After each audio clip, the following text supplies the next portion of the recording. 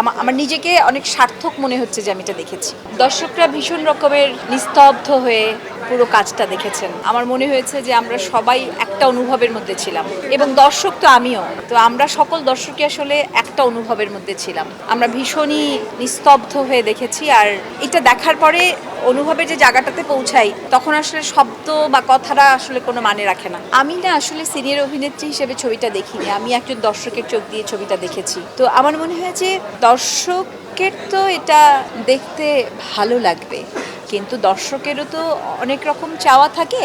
কেউ হয়তো একটু গভীরভাবে দেখতে চান, কেউ হয়তো একটু হালকাভাবে দেখতে চান, পার্থক্য এটাই। তো যারা একটু হালকাভাবে দেখতে চান, যে একটু খুব ছোট্ট মনোযোগ দিয়ে বিনোদিত হব, তাদের হয়তো আরেকটু গভীর মনোযোগ দিতে হবে, এটাই আর কিছু না।